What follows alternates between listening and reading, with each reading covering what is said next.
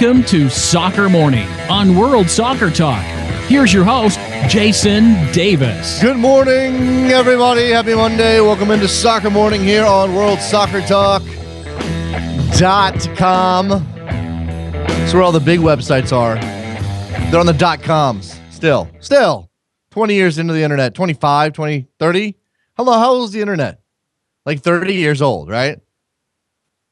.com is still where all the best websites are, I think. Not all of them. There's some good ones on the other. What .net? Is there any good .nets these days? I don't know. It's a big Monday episode of Soccer Morning for you. Very excited about this show this morning. We've got Tom Marshall, Mexico World Cup on Twitter, Mexican football writer extraordinaire. He'll join us to talk about the Liguilla playoffs in Mexico. We had a pitch invasion in Chivas, in Guadalajara, excuse me. We have some interesting news surrounding Kubo Torres. Certainly Houston Dynamo fans may be dismayed to hear. We'll talk to Tom through those issues. Also on this program, Kevin Baxter of the LA Times. Good time to talk to Kevin Baxter, considering that LAFC is set to announce their stadium plan today. This news is leaked. There's no more hiding it, putting it out there on their Twitter feed. But they are still yet to have the press conference to announce this. But we'll talk to Kevin about the details surrounding the stadium plan for LAFC. Are they going to enter MLS in 2017 or 2018? I think it's probably going to be 2018. We'll get all of those details from Mr. Baxter. But while we have a chance here, let's run down some headlines ahead of Tom Marshall joining us in just a couple of minutes at 9:10. Another television crew arrested in Qatar. Last time around, it was a German television crew doing a documentary on the working conditions in Qatar. This time, a BBC television crew has been arrested. Now, the Qataris have issued a response to this news, saying that the BBC crew technically trespassed on private property, refused to be part of a group tour. You have to read this here. Maybe we could tweet it out later. The government communications office invited a dozen reporters to see firsthand some substandard labor accommodation, as well as some of the newer labor villages. We gave the reporters free rein to interview whomever they chose and to roam unaccompanied in the labor villages. In addition, we arranged a roundtable discussion and one-on-one interviews with the Minister of Labor and Social Welfare, Secretary General of the Supreme Committee for Legacy and Delivery, that's a hell of a title, and the Directors of Worker Welfare at the Qatar Foundation. They say that the BBC crew violated Qatari law, which essentially is the same as everybody else's law, that you can't trespass on private property, et cetera, et cetera. Now, I don't know the ins and outs and the details because I wasn't there. I'm not sure I trust the Qatari response 100%, but I think it'd be folly to trust that the BBC crew did exactly what they were supposed to do either. At the same time, the PR is still not good for the Qataris, and they're dealing with this. They're going to continue to deal with this. We're going to continue to shine the spotlight on the labor conditions in Qatar as they build towards the 2022 World Cup. Now, those labor conditions should be highlighted at all times, regardless of what's being built, whether it's a stadium or some high-rise hotel. But the football world is paying attention because of the 2022 World Cup. This story is extremely distressing to me. It appears that the Brazilian FA sold the ability to pick teams and squads to a marketing firm. This is a scandal that's that broke yesterday. Ricardo Teixeira, former head of the Brazilian FA, and his father-in-law, what's his name? I had it right here in front of me, and I've lost it. Havelange. That's obviously who that is. Apparently sold the rights to pick the Brazil squad to some marketing firm for a couple $1 million, pocketed the money. This is why it's very difficult sometimes to bury that sense that soccer is just so corrupt that we don't even want to watch it sometimes. Just disgusting stuff. We may explore that story down the road. Louis van Gaal has hinted that David De Gea may not be long for Manchester United. The goalkeeper reportedly applauding the fans all around Old Trafford. It's supposed to mean something. Obviously, Louis van Gaal hinting things. Where else could David De Gea go that would satisfy the big club requirement that he's clearly deserving of? It's a good question. The U.S. women's national team beat Mexico 5-1 yesterday in their latest World Cup warm-up match. That game was 1-1 at halftime, and the United States turned it on in the second half to dominate the Mexicans. My biggest takeaway from that game, despite aside from the fact that the United States won 5-1, is that the Mexican national team, they look like a character from Yo Gabba Gabba. This is the kind of comedy gold you get if you follow me on Twitter at DavisJSN. So there you go. Barcelona has won the La Liga title. Not completely unexpected the way things have gone the last couple of months, but it wasn't that long ago that we were sort of burying Barcelona. Obviously, they've turned it on. They're in a Champions League final. They still have the Copa del Rey in play, and now they've won the La Liga title. This despite the fact that Ronaldo went off yesterday for Real Madrid. It did not matter. There goes Barcelona. Boca Juniors, as a consequence of that incident during the Copa Libertadores last week, that disturbing incident in which players from River Plate were sprayed with some sort of chemical after a fan gained access to the tunnel by cutting open a fence, have been kicked out of the Copa Libertadores. We'll have to keep an eye on this development as well and talk to some South American football experts as to what this might mean for the tournament going forward. I don't have a whole lot of time to get into scores. We can do that when we take phone calls later on in the show. Right now, we've got to get out of the way, take a break, get Tom Marshall on the line. Let's talk about Mexico, playoffs, Kubo, pitch invasions. It's all going to be a good time with Tom Marshall. Don't go anywhere. Soccer Morning, WorldSoccerTalk.com. Talking too loud, but I can't hear you calling. We're just about 3 weeks away from the Women's World Cup tournament that kicks off on June 6th, and World Cup fever is starting to build. To stay on top of all action and to support your national team, be sure to download the new app entitled Women's World Cup Challenge. With the free app, you can get a schedule of the entire tournament, play a fantasy game to guess which teams will advance from group stages and then which teams move through the knockout rounds, create and join groups to compete against your friends for pride and prizes, watch the Match Center to follow all of the games live while you're at work, and read the latest news about all the teams. Developed by an Austin startup who are massive soccer fans, the app is available as a free download for Apple and Android devices in the App and Play stores. Follow the Women's World Cup this summer and support the stars of the women's game by downloading Women's World Cup Challenge today.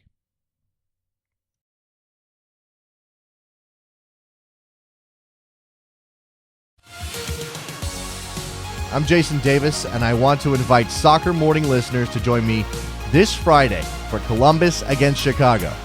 During the game, I'm going to be sharing my thoughts and opinions about the MLS action at Rabble.tv. It's a brand new television experience that gives fans the ability to talk and banter about the beautiful game. You'll get a chance to hear my opinions about Crew SC and the Fire, as well as post questions to me via the live conversations thread. If you have an iPhone, that's great. You can use the Rabble app to hear me. Or you can go directly to the website at Rabble.tv. So come on, Soccer Morning listeners, mark your calendars for this Friday at 8 p.m. Eastern. And let's hang out together at Rabble.tv to talk Crew SC, Fire, and MLS. I look forward to seeing you there at Rabble.tv.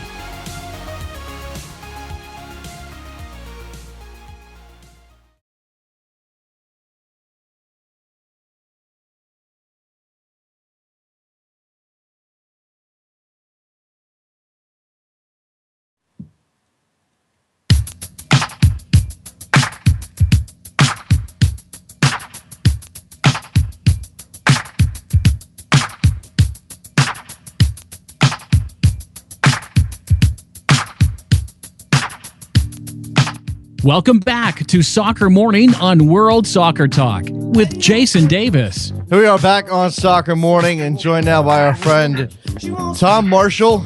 You know him as Mexico World Cup on Twitter. You know him from his numerous television appearances and his written work in various places, including ESPN FC. Tom, how are you? I'm good, Jason. Yeah, just recovering from a busy weekend of playoff action down here. Yeah, with second leg of the playoffs, first round of the Liga playoffs in Mexico have been completed. We now have 4 semifinalists. Let's just take each one of these ties individually to start here before we get into some of the, I was going to say off the field stuff, but certainly some of it happened on the field in Guadalajara. So I suppose we should start, and maybe I'll save that one. I'm going to start with Santos Laguna and Tigres. Tigres, the top seed in the tournament, and Santos took them down 2-1 on aggregate. Explain to me how that played out. It was probably the least exciting of them all, but this was first seed, like you said. Tigres going against the 8th Santos Laguna, who just about sneaked into the playoffs on the last day of the regular season through a series of pretty much freak results, to be honest. Santos got the 1-1 draw at home, but that was Tigres got the away goal, and then Santos just absolutely managed the game up there in Monterrey against Tigres, and scored in the second half with Jardine who's from Cape Verde. So it was a really well managed game from the Portuguese coach Pedro Caixinha, and a really shock result. This is no doubt about it. Tigres were one of the favourites.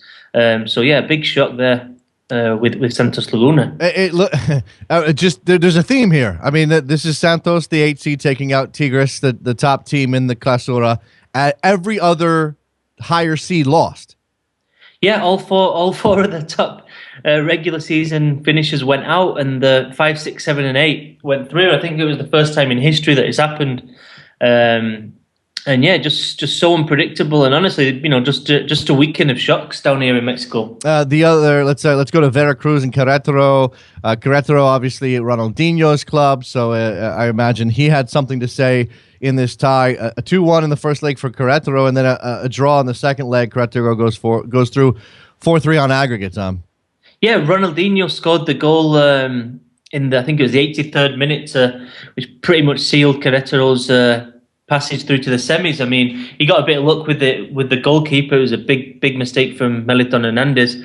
But Ronaldinho, he started both games, and that followed a series of 4 games where he was on the bench for Querétaro. So things are looking up a bit now for Ronaldinho. I think he's kind of clicking. I think he's smelling a championship. I think when he came to Querétaro, he's got this thing that he likes to say that he's won a championship at every club.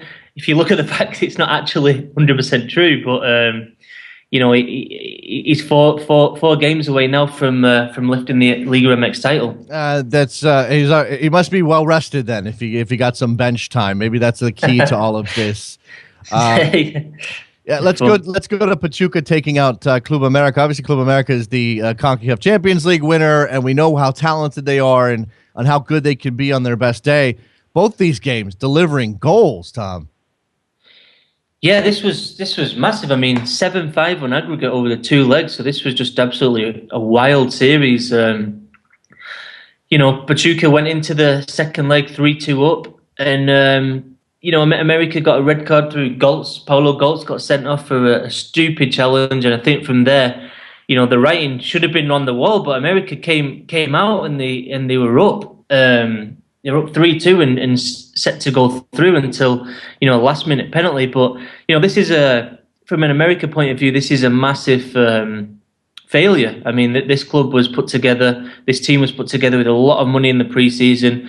The deal was that they had to win the CONCACAF Champions League and go for that consecutive title. I mean, they're the reigning champions, so. And it's not happened, and I think that it was a real lack of a bit of naivety. Really, they played like they did against Montreal with very little in the way of defence, and just playing just overloaded with forwards. And I think that in the end they got caught out because of that. But you got to say, what an exciting team to watch. I mean, Gustavo Matasos, the coach, is getting a lot of criticism, but I mean, 7-5 on aggregate. It was absolutely wild. The series. It was great to watch.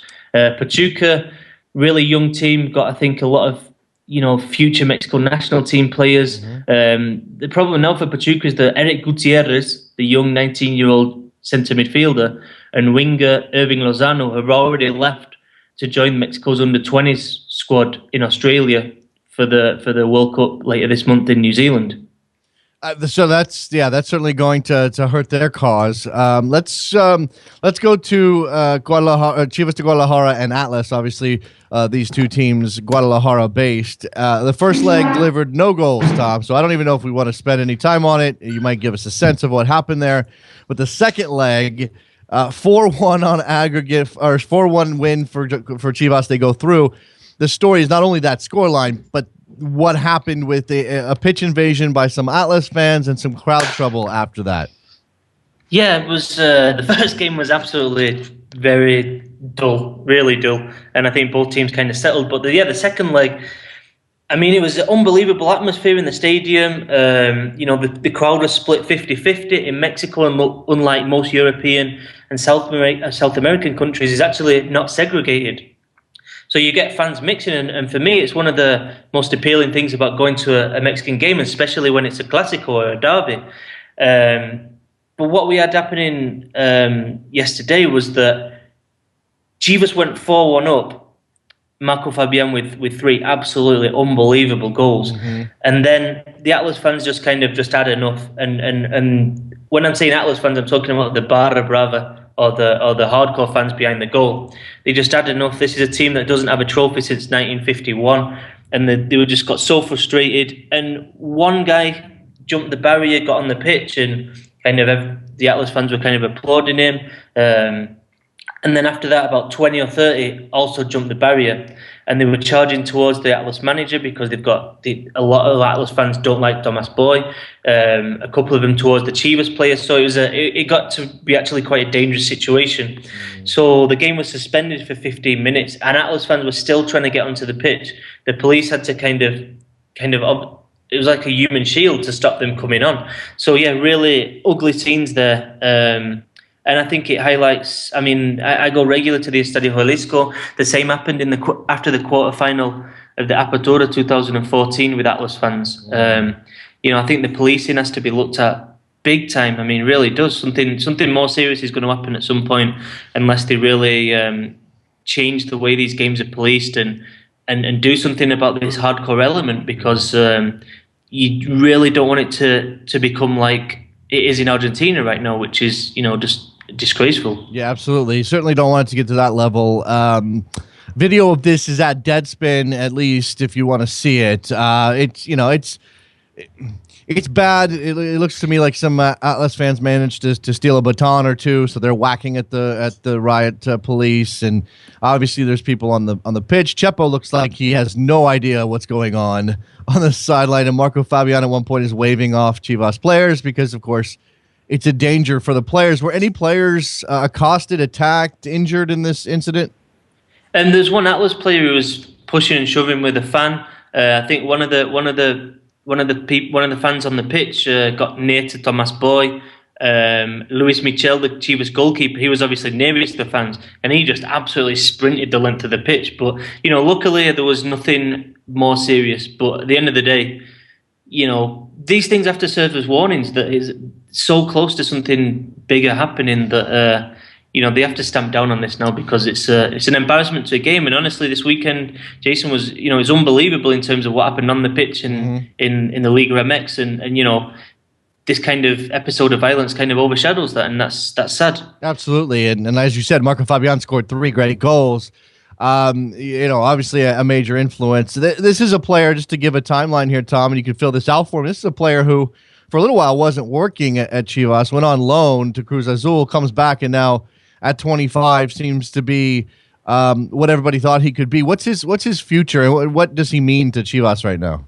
Yeah, I mean, it was unbelievable. I mean, it was just a pleasure to watch the performance. And I really don't say that lightly. He was just completely in control of the ball and what he was doing. And as a result of the game, because he scored 3 unbelievable goals in the first half, I think that he's going to go to Europe sooner rather than later. I think he's got a kind of an unwritten deal with Chivas that if a decent offer comes in, then he will be off, because he's wanted to go before. He said he wanted to go, and the club haven't let him go because a big enough offer hasn't come in. I think now there's kind of a tacit understanding that if a semi-decent offer comes in, they will now let him go. And if he plays like that, I mean, this is a player who, just to put this in perspective, really now at 25 years old should be a regular in the Mexican national team. I mean, the talent that he has, very few players can do what he did yesterday. I mean, it was a demolition, a one-man demolition of Atlas. So, yeah, hopefully he's got that maturity and he's found consistency this season, which traditionally has been the problem with Marco Fabian. I imagine we'll see him at the Gold Cup this summer. He's going to be at the Copa America. That's interesting. That's good for us. Good for American fans. Yeah, and window opportunity for him really for that European move to really do it against some of the South American big boys. Yeah, absolutely, definitely a showcase for Marco Fabian. Just quickly, where do you imagine? I mean, I think sometimes these things are obvious, but where do you imagine a soft landing place for him would be? I mean, we're talking about mid-table La Liga. Obviously, there's been some Mexican success in Holland. Where would you see him go? It's interesting. There's been quite a lot of talk over the last couple of years about Germany. Oh, a team like Wolfsburg, or obviously not Bayern Munich, but one of the top third teams over there in the Bundesliga. Big move. That'd be a big move. Yeah, it'd be exciting. I mean, it's always. I think it's always good to see the Mexican players go over there and see how they can do. And I think the Bundesliga would be it'd be a real challenge for him. But I think that's what he needs, because he can step up when it is the big stage, and I think he does need to be over there now to kind of hit the next level in his career, if you know what I mean. So we'll see where Marco Fabian, look, obviously a Liga to finish out, and Chivas now moves on to the next round, where they'll play Santos Laguna in the semifinals, meanwhile Querétaro and Pachuca in the semis. Tom, very quickly, how do you handicap those series? I think Pachuca, the fact that Eric Gutierrez and Irving Lozano are out, I think Querétaro are a little bit ahead. Victor Manuel Vucicic is called King Midas. He's got this Midas touch when it comes to playoffs and winning titles, and especially when he gets to the final. So I think Querétaro are on a bit of a roll there with Ronaldinho, and I can see them reaching the final. Santos Chivas, it's a really difficult one. I think it's going to be a real tactical battle. I think you've just got to go with Chivas. I think they've got that momentum now, but that one really could go either way. Let's turn to some troubling news out of Guadalajara, Tom, and this is another young striker at the club. Obviously, Eric Kubo Torres, meant to join Houston Dynamo when this season is over for Chivas, and there's news out, a report that says he's been accused of a sexual assault. Now, without getting into the details of it, because ultimately that's for authorities and a court to decide however far this goes. Do you see this as an impact on his immediate future or anything to do with his move back to MLS? It's a difficult one to say. I'd say that I think he'll still be able to join at the end of the season. I think obviously PR point of view, it doesn't look good. And that's not saying he's guilty or not guilty. It's an accusation of, it's actually labeled sexual abuse, not sexual assault, which is slightly different. I mean, this young girl, 19-year-old, has come out and made this claim that she was at a party with Chivas players. It was the day after the Copa MX final, and only a few days before Chivas faced America in the Clásico Nacional. So it doesn't look good from that point of view. And then it's one of those that it's just going to have to go through the natural court process here, and obviously that decision will be made. It is a really tricky situation to talk about more than that, to be honest. We're obviously in a difficult situation here. We do not want to minimize anything that may have happened, and certainly don't want to indicate again, it's very difficult to talk about because look, these things happen. They shouldn't happen. If this did happen, it shouldn't have happened. If it didn't happen, then obviously we hope that resolution comes out. Yeah. In the meantime, though, let's just sum up, because it is of interest to MLS fans and because he is joining Houston, who has been on a decent little run here last couple of matches, but could use the help. How has Kubo's season at Chivas gone? Yeah, that's the way to look at it.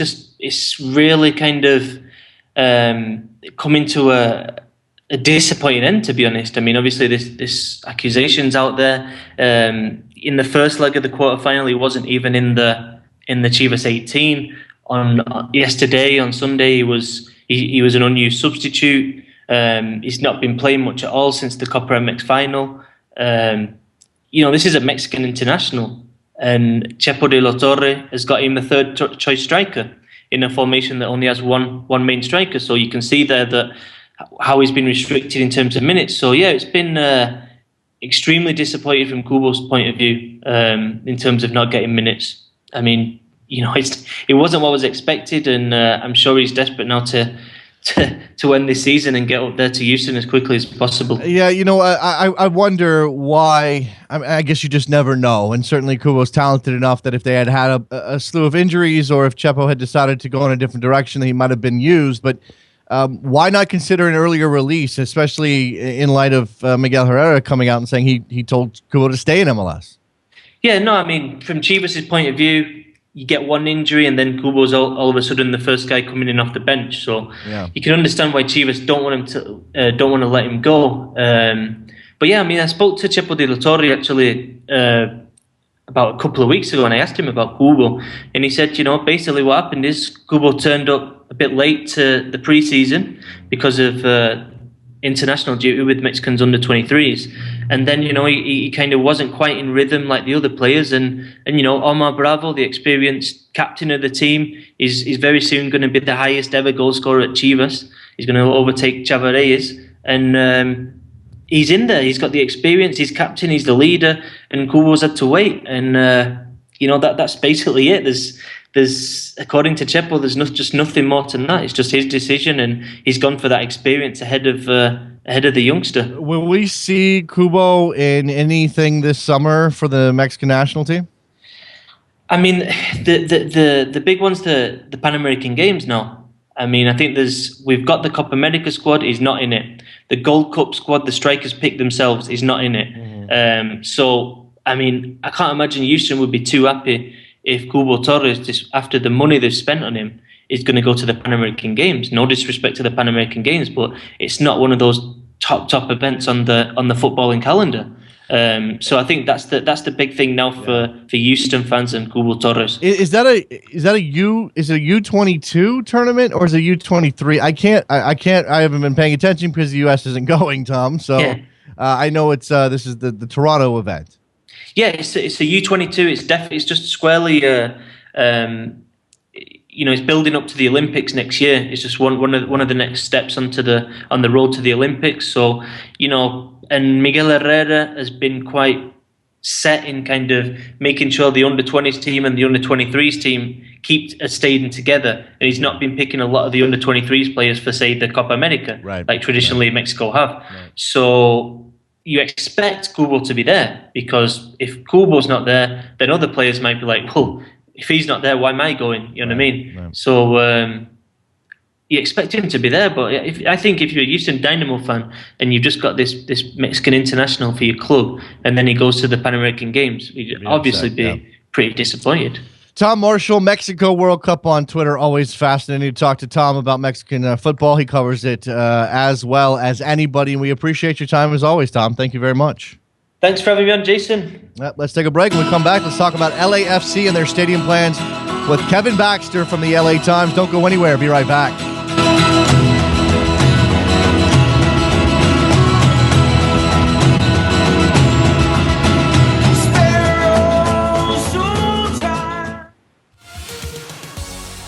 I'm Jason Davis, and I want to invite Soccer Morning listeners to join me this Friday for Columbus against Chicago. During the game, I'm going to be sharing my thoughts and opinions about the MLS action at Rabble.tv. It's a brand new television experience that gives fans the ability to talk and banter about the beautiful game. You'll get a chance to hear my opinions about Crew SC and the Fire, as well as post questions to me via the live conversations thread. If you have an iPhone, that's great. You can use the Rabble app to hear me. Or you can go directly to the website at Rabble.tv. So come on, Soccer Morning listeners, mark your calendars for this Friday at 8 p.m. Eastern, and let's hang out together at Rabble.tv to talk Crew SC, Fire, and MLS. I look forward to seeing you there at Rabble.tv.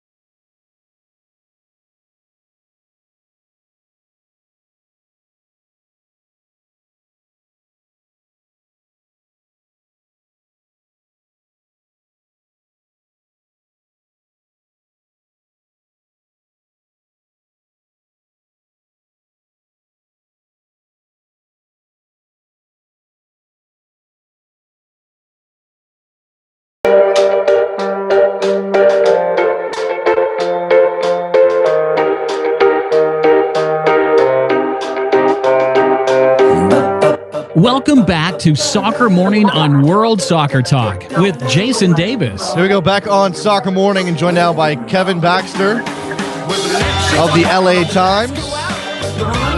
Let's talk about LAFC and their pretty audacious stadium plans. Kevin, how are you? Kevin, are you with me? I'm having a hard time hearing you. I'm just hearing like every sixth word. Oh, that's not good. Hopefully. There you're better there. You're better there. Right. That's bad cellar. Maybe that was the music I was using to introduce the segment. Let's just dive straight in while we have a decent connection, Kevin. Okay. LAFC announced that they were going to make an announcement because that's how the world works these days. And over the weekend, word has gotten out through yourself and various sources that the announcement is about a stadium plan. That makes a lot of sense. Yeah. What exactly is involved here? Well, it's going to be a 22,000-seat open-air stadium. It'll be the first major professional sports venue built, open-air sports venue built in Los Angeles since Dodger Stadium opened in 1962. It's going to have convention space, restaurants. Incorporated into the plan of the stadium is a fantastic view of downtown Los Angeles. It'll be at the site of the sports arena, which is in the shadow of the Coliseum. That's the site MLS has been talking about for years, going back to midway through the Chivas USA days when Chivas started looking for a place. So it's a well-known area. The one problem is, the one sort of fly in the ointment is because of the permitting process, because of the demolition of the sports arena, which will include asbestos abatement and then construction, LAFC's debut will be pushed back a year to 2018. And that's something that's kind of been a little bit lost. I thought Don Garber had a great schedule of rollouts for expansion franchises joining the league, and this really kind of messes that up. Yeah, that is very interesting to know. Now, of course, we've got a team like NYCFC who doesn't have a stadium plan or isn't even close, but they went ahead and jumped into the league playing at an ill-fitting venue. There's no sense that LAFC might start in 2017 and play somewhere that isn't exactly where they want to be. No, and exactly precisely because of what you just said with New York FC, and to a lesser extent with Orlando as well. Both those stadium plans have gotten derailed by local political issues, and the league is extremely unhappy with both situations, especially the situation in New York, where New York FC is playing at Yankee Stadium. It's an iconic venue, obviously, and it's gotten them a lot of attention. But at the same token, it is a baseball stadium. No. And so the league has decided, no, we're not going to do that again. We're not going to open until these guys and until this team has a stadium. And I think it'll be the same rule for Minnesota and Atlanta as well. Now, the league has been very focused on making sure that these stadiums are, now you said, derailed a little bit in Orlando. NYCFC is it hasn't gotten there yet, but the league has started to focus very heavily on getting the right stadium in the right place. For those who don't know Los Angeles geography, obviously the Coliseum's right there, but what is that? How is this location good for soccer and good for LAFC, and how might it not be good?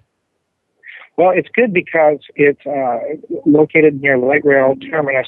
There's a lot of public transportation there. There's a huge park, exposition park, where the Coliseum is, a museum complex. All that is right there. So it's a place where you could go and have tailgates, or the supporters could gather and march to the stadium, that kind of stuff, which you can't do at the StubHub Center, by the way, for all the Galaxy success. their stadium is not conducive to a lot of that kind of stuff.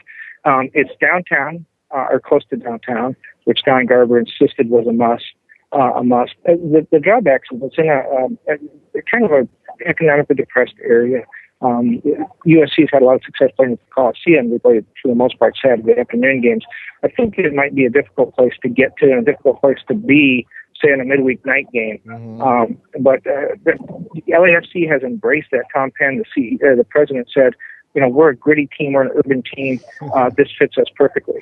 That's an interesting characterization for a team with that group of investors. I thought the same thing. I thought the exact same thing. Okay. The next question for me, they're obviously spending a lot of money. I think the price tag is $250 million. Is that what you said? Correct. And that will make it the most expensive privately financed soccer-specific, sorry for the adjectives, but privately financed soccer-specific stadium in U.S. history. Now they're getting no help locally in terms of financing. Is there any tax breaks, anything like that has been such an issue in other cities? Well, there is. We won't know the figure on that for some time. They were very adamant about saying that there would be no public public financing of this, which they were so adamant about saying that it made me a little leery. They will say that they're going to get some tax help. They're going to get some other sort of they can take advantage of other government programs that, as they said, even Walmart would get to do that. It's not anything special for us as a sports franchise or LAFC. It's just if you do construction in the city of Los Angeles, there are certain programs you can avail yourself of, and they intend to do that. Now, obviously, it's an impressive price tag. $22,000 is a good size for a soccer stadium in the United States. But is this going to be? Is that money? How much of that money is about the land and securing the site and cleanup, and how much is actually going into the building of the stadium? That's a good question. I think for the most part, the $250 is the building of the stadium. I think there'll be other costs. But they've been talking about there's been plans in place to tear down the sports arena for a long time, and that money may we'll have to see how this plays out. They have a permitting process to go through. They have certain hurdles that both they and the Coliseum Commission, which manages the sports arena, they have to meet certain road marks along the way. We won't know all that until the end of July. But my understanding is most of the money is going to the stadium, construction of the stadium. I've seen the drawings. The beautiful stadium. The crowd will be very close, and they have it's open air, but there's a roof protection against the sound, that kind of stuff. That actually is acoustically set to track sound inside, so it will create quite an environment for supporters. Now, Kevin, the LAFC to this point has been kind of a haphazard hit or miss type of entity. They don't really have a personality yet, even if they want to call themselves urban and gritty. Their Twitter presence is very strange. Are they going to start getting their act together? I'm sorry to say it bluntly. Well, they say that this was what they needed to do first, that they couldn't do anything until they got a stadium. So that's done. So if you take them at their word, they should be good to go and start working on some of those other things. Technically, we don't even have a name for the team yet. LAFC has a working title, which everybody in Hollywood loves working titles. LAFC is a working title. Their color scheme is a working title. They don't have a shield yet. So all those things are to come. And I think once that happens, then I think you'll see some of those other things fall into place. As far as, they do have a Facebook presence. They do have a Twitter presence. As you said, it's not much. But remember, the franchise is only 7 months old, and they're 2.5 years away from playing, a little longer. So I guess they're not doing too bad. They have, among certain circles, they have had some missteps. I don't know if it's a big deal. Certainly not to the people that they're going to be marketing to in LA. And I guess that's the next question from your perspective. With the Galaxy established and certainly willing to spend money on some big stars and having their own building, not as centrally located, but having their own building, what is that competition going to be like, and how does LAFC make inroads with the football fans in LA? Well, this is great. I talked to them about the possibility of a derby, and both sides are really excited about that. The Galaxy has put up special billboards around the sports arena, specifically for today's press conference, where it says LA Galaxy, Southern California's team since 1996, and talks about all the titles they won and stuff. So the Galaxy's already on board with the fact that there's a rivalry going on. Obviously, that would that's something that the league was promoting in New York, and it came off very well for them. We'll see what LA will bring. Yeah, I guess for me, what's the next step you imagine? I mean, we're waiting on their announcement clearly, but are they going to start hiring some soccer people that we recognize? Are we going to see some of that? Well, they have a COO. Yeah, I think they're going to start hiring some people. They said that they couldn't do anything until they got this in place. But for a franchise that hasn't really done anything yet, today's a big first announcement. They've already been linked to Cristiano Ronaldo. They've been linked to Chicharito as field players they might sign as their first, major signing, as Orlando did with Kaká. So, they've got a lot. I think they're enjoying a little bit of attention that they're getting because it's all been positive. People look at how much money they have and the fact that LA is such a star city. You have to have star power. That the speculation is great over who are they going to bring in, and I think they're liking that. And so, for them, I think it behooves them to be a little bit quiet. You don't want to step up. If everyone's saying, look, it makes sense for them to get Cristiano Ronaldo, the timing works, the money works, for them to step forward and say, no, we're not really contemplating that, wouldn't be in their best interest. They're getting a lot of attention for things they aren't doing right now. And, I think they like that. This is a Hollywood group. That's one thing you got to have to remember. California, this is a Hollywood group. They have Hollywood publicists to run their operation in a Hollywood kind of way. So, I think you're going to continue to sort of do that. In Hollywood, it's like, nope, publicity is bad publicity, but you sort of keep everything quiet and don't, actually confirm anything until you have to. It is interesting. The Hollywood way of doing things is interesting for those of us who aren't used to that. But they do have a star-studded investors group. Who do you expect to be the lead? I mean, look, we know Magic Johnson, obviously among the most famous in the group. Mia Hamm from a soccer side of things, and her husband Omar Garcia-Parra. Gruber is the big Hollywood guy. Who's the lead? And we know Henry Wen is really the guy running things. But who's the lead face of this group? Who's going to be out in front selling this as a major league sport to Angelinos? Right now, it's Tom Penn. But his expertise is in basketball, and he's doing a good job. But I think his interest really is in basketball, and right now it's hard to get.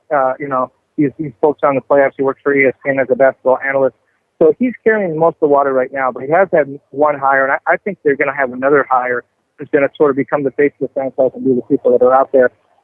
Tom Penn is also one of 24 investors. And so I think he'll be the guy on the mat. He'll be the guy on the stationery. He'll have his name there as president. But I think the person that we're going to be talking to on a daily basis has yet to be hired. Kevin Baxter of the Los Angeles Times as LAFC, whatever they're going to be called eventually. I guess maybe one more question, Kevin. Do you think they're going to change it or are you going to stick with that? No, Tom and I talked a little bit about that the other day. I think they like that. It rolls off the tongue nicely. The color scheme, I love their black and red color scheme. And that, when we talk about wanting to be gritty and urban, all the things in LA are blue or purple or gold and some really nice, happy color. If they want to be urban and tough, which they say they do, and I agree with you, an investor group that includes those people, it's not going to be, it's not going to be urban and gritty. But, I think they're going to keep that. I think they're going to keep the colors. The color scheme is really nice. They do. Well, I mean, red's a color popular in MLS, but maybe that combination can make them unique. It's Kevin Baxter from the LA Times as LAFC gets ready to announce their stadium plans at the Sports Arena site in LA. Kevin, I appreciate your time. I know you're getting ready to travel. Thank you very much, and perhaps we'll talk in the near future. Thanks for the call. There goes Kevin Baxter. Good stuff from him, and definitely go check out that story at the LA Times website announcing this or reporting on this deal. It's Soccer Morning on WorldSoccerTalk.com. When we come back, I will take your phone calls. Be there.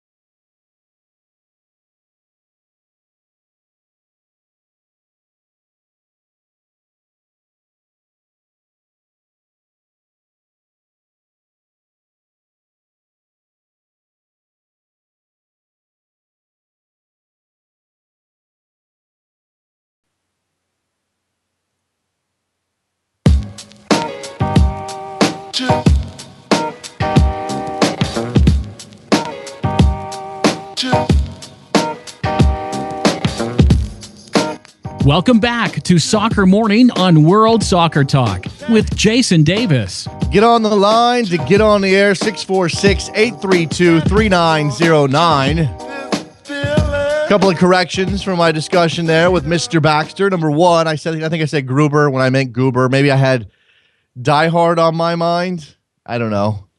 And number two, of course, DC United is also black and red. So maybe red and black? I don't know. I don't know how LAFC uses that to their advantage. I think it might work for the LA market, but of course, yes, they are not the first MLS team to go with those colors. Clearly. And Steven Storr on Twitter has reminded me of that, which I would have remembered anyway. It just didn't come out in that moment. 646-832-3909.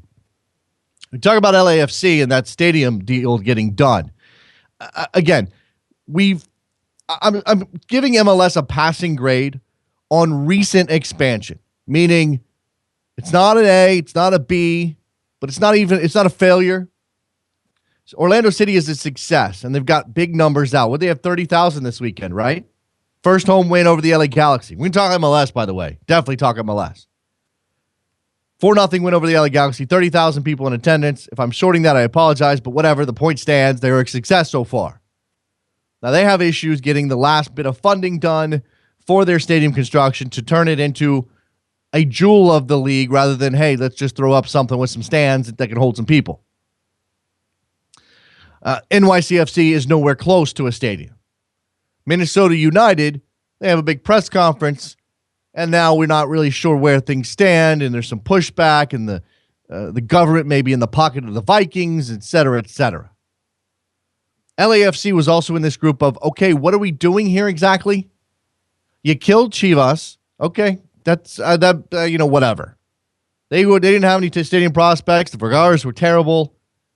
It's okay. Let's do that. Then you start out. You give franchise rights to a group of people, 24 of them per Kevin Baxter, and you say, okay, well, wait a second.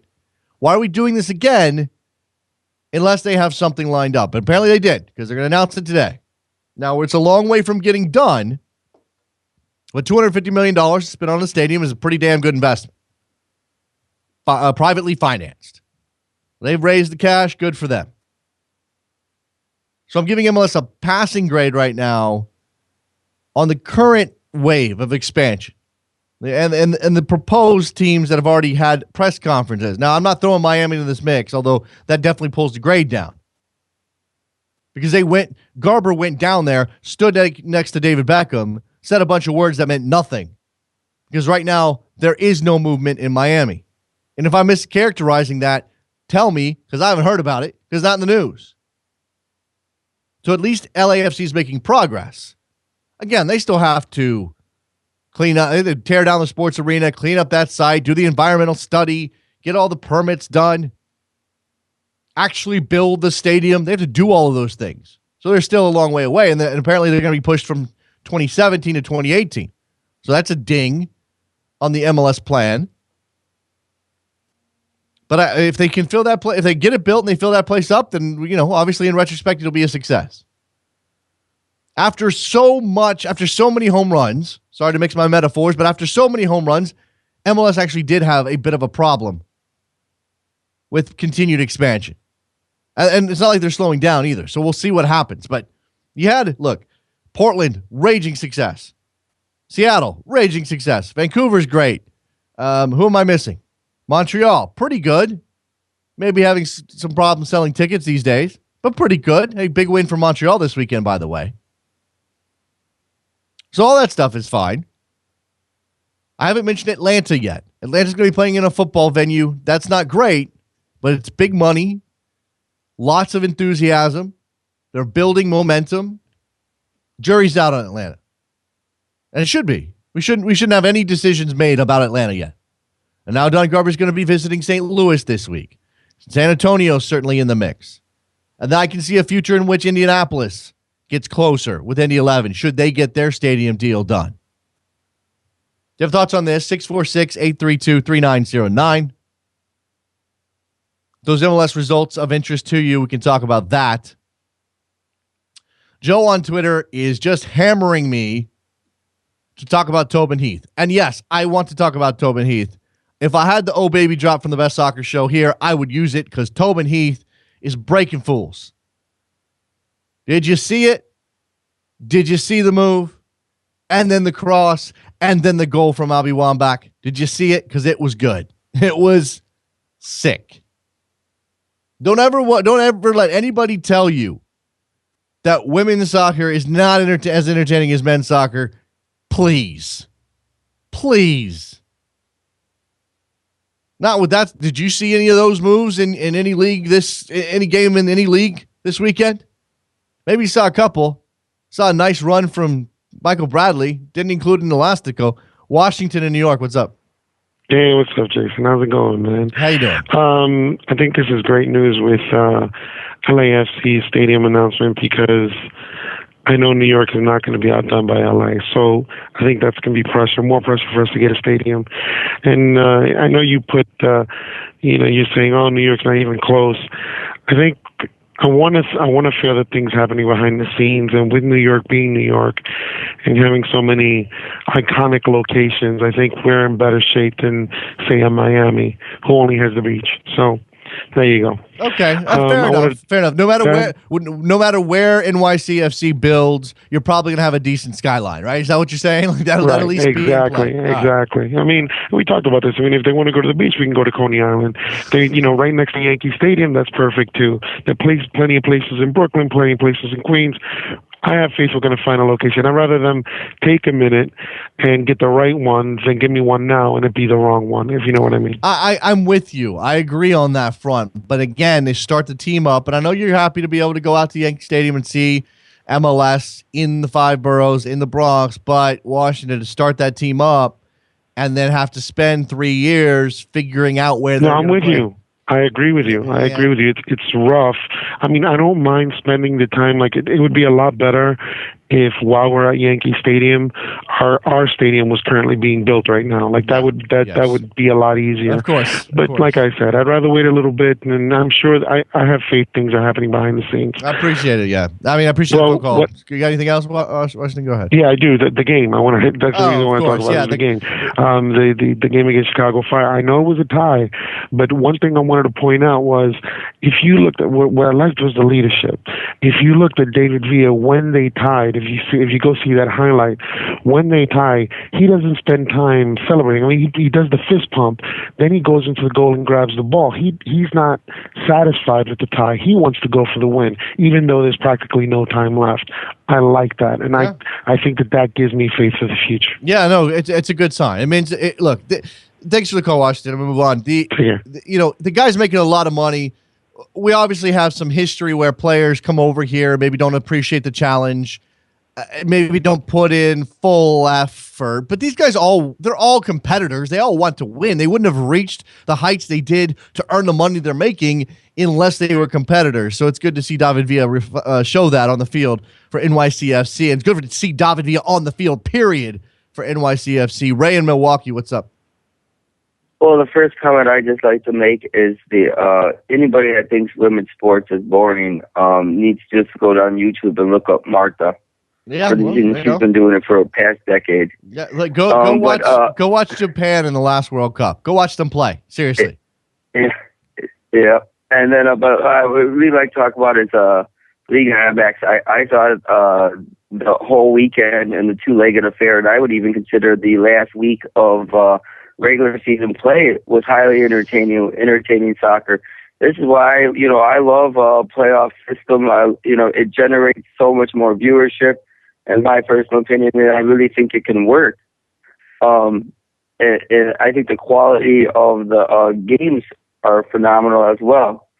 Now going to the incident in Guadalajara, I think the real problem is what 90% of fans' violence in every stadium throughout the world. It's over alcohol consumption. And it's hard to police alcohol consumption. And we all know that the owners make a lot of money off of said product when they sell it. So you're asking them to police it better and also take less revenue of it. I don't. I mean, I see where you're going, Ray. And logically speaking, you have to imagine that alcohol played a role in how riled up those Atlas fans were yesterday. But at the same time, I think that there's an element within that group. There's something else at work there. There's some intent to be destructive that maybe is independent of alcohol that you have to consider as well. And, I think, I think Tom Marshall kind of outlined some of the context there in Mexico. This isn't a regular problem by any stretch, and nobody wants to blow it up into a major issue. But you can't let these seeds sort of grow into trees later on down the road and then have to face a situation where now we've got to have massive security forces to separate fans. Now we need to line the field with riot police. Now we need to cut off alcohol consumption at a certain point, well before the match is over, or maybe even not sell alcohol at all. I mean, those are that you don't want to get there. So figure out a way to deal with this. Right, I would agree. And then I would just like to say that at least they weren't throwing snowballs at Santa Claus. Oh, come on, Ray. Come on, Ray. And taking shots at Philadelphia. Come on, Ray. Thanks for the call, man. Have a good one. There you go. Speaking of Philadelphia, big win for them. DC United taking down the first place team in the Eastern Conference. Zach Pfeffer with the goal. Good fight from the Union. Now, I will say United is coming off of a very rough stretch in terms of number of games played in a very short window. I'm sure fatigue was a factor for DC United, and yet when you're the Philadelphia Union and you're a fan, you don't care. You don't care. Especially in light of the fact that yesterday was the day the Union fans decided they were going to make their stand. They were going to hold a protest. There were banners. There was a coffin. There was shots taken at Mr. Sikevich up there in Philadelphia. They very much support the team, hate the owners, or hate the management. In this case, I guess Sikevich counts as an owner. He does not have the greatest track record with MLS franchises. That was pointed out by said fans up in Philadelphia. There's also, I think it's interesting they did all this on a day that their team actually won a game after losing 4 in a row. But then you have to consider if this is going to have any impact. They made themselves heard, which I think is important. Definitely important. But Sikevich issued a statement regarding this protest before the protest had even occurred, according to people who I know who were at the game in Philadelphia. He said they were in the parking lot having the tailgate. Now, obviously, they had made known their intention to protest. But to have the response from Sikevich come out before the fans even filter into the stadium, I think that indicates a certain level of disinterest on the part of the front office of the Philadelphia Union as to this protest. Do they care? You're issuing the statement before you even know what's going to happen in the stadium? I mean, the statement said something, I don't have it in front of me, but it said something to the effect of, we will support Jim and his staff in an effort to turn this around. This is from Nick Sikevich again. So the protest is actually about Sikevich, not Jim Curtin.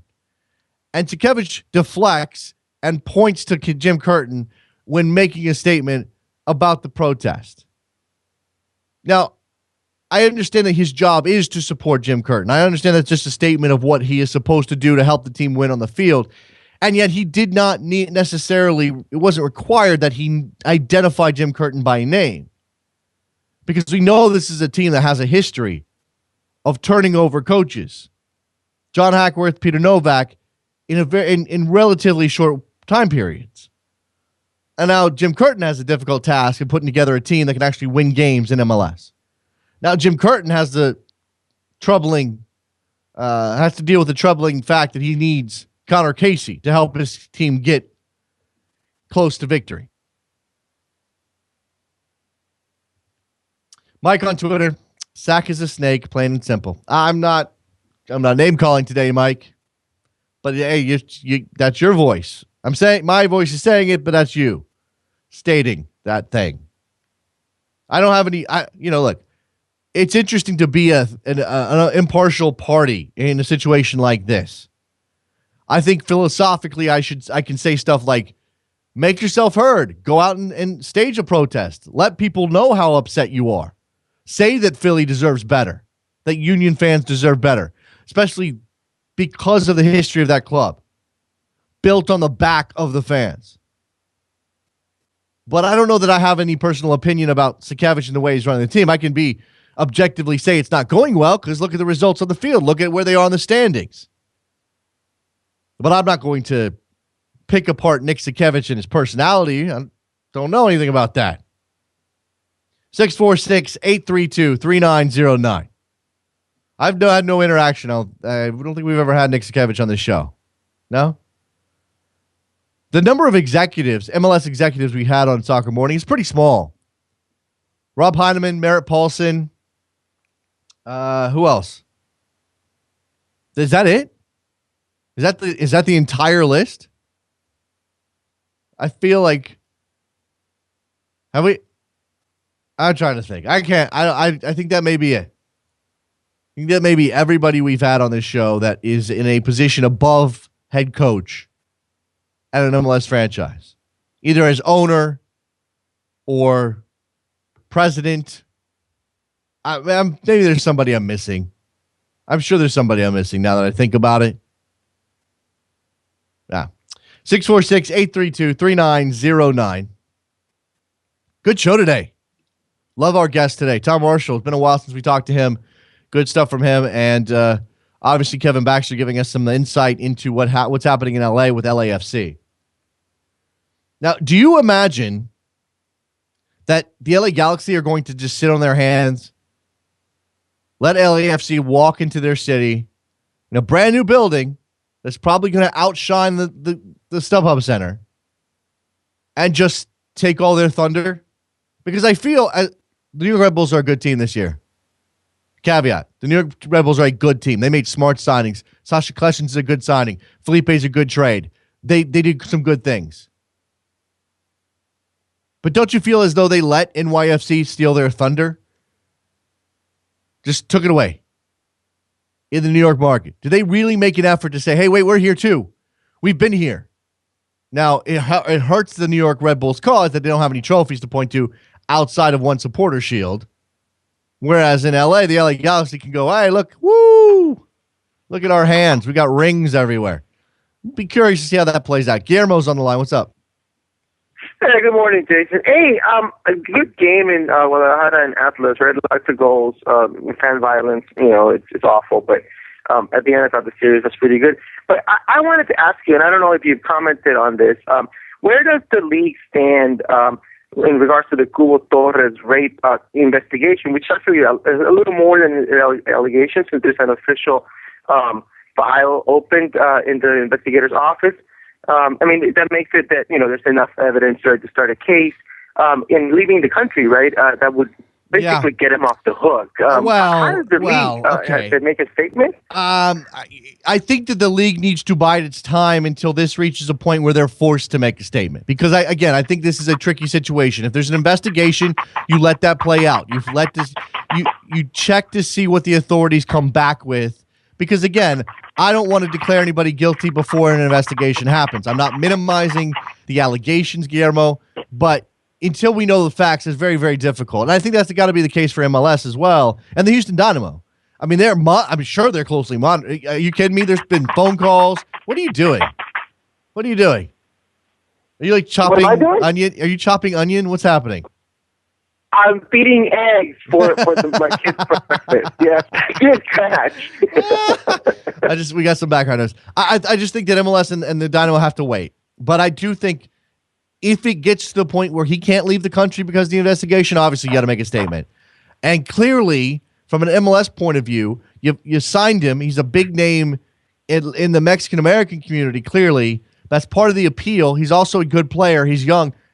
This is bad. This is really bad. It could be a problem. I don't know. I hope it doesn't get to that point, Guillermo.